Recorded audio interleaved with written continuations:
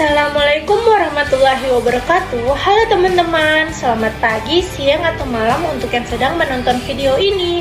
Video pembelajaran ini dibuat untuk memenuhi tugas mata kuliah ekonomi moneter dengan dosen pengampuh Bapak Irwandi, SPD, MSc.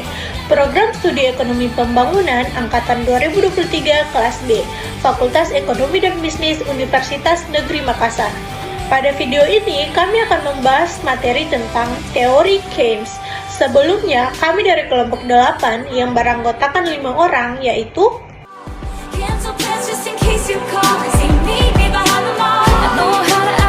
Oke teman-teman, selamat menonton. Kebijaksanaan moneter.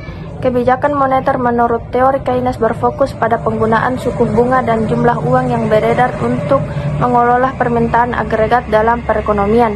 Keynes berpendapat bahwa saat ekonomi melambat, bank sentral harus menurunkan suku bunga dan meningkatkan likuiditas untuk mendorong investasi dan konsumsi.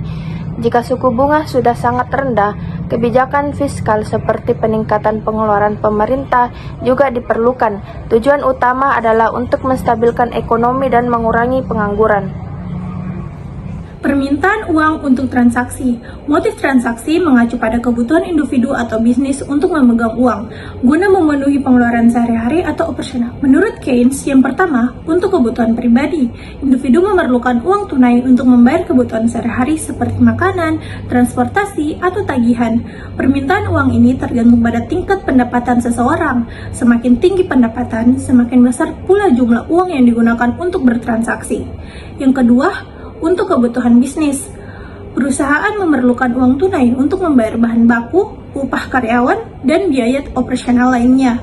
Permintaan uang untuk transaksi bisnis bergantung pada tingkat aktivitas ekonomi. Apakah itu analisa kebijaksanaan menurut teori Keynes? Jadi, analisa kebijaksanaan menurut teori Keynes adalah kebijakan fiskal dan moneter yang dapat digunakan untuk mengatasi krisis ekonomi. Beberapa konsep penting diantaranya yaitu permintaan agregat, kebijakan fiskal, kebijakan moneter, investasi, dan tabungan. Dan ada juga analisa kebijakan Keynesian. Yang pertama yaitu kebijakan fiskal ekspansif. Dalam teori Keynesian, ketika perekonomian mengalami resesi atau pengangguran tinggi, kebijakan fiskal ekspansif diperlukan untuk meningkatkan permintaan agregat. Yang kedua yaitu pengaruh pada konsumsi dan investasi. Kebijakan fiskal yang ekspansif akan meningkatkan pendapatan rumah tangga yang pada gilirannya meningkatkan konsumsi. Yang ketiga yaitu pengaruh pada pengangguran. Dengan meningkatkan permintaan agregat melalui kebijakan fiskal diharapkan dapat mengurangi pengangguran. Dan yang keempat yaitu ketergantungan pada kepercayaan. Kebijakan Keynesian juga menyoroti pentingnya sentimen atau animal spirits dalam perekonomian, yaitu keyakinan para pelaku ekonomi, baik konsumen maupun investor, terhadap prospek ekonomi.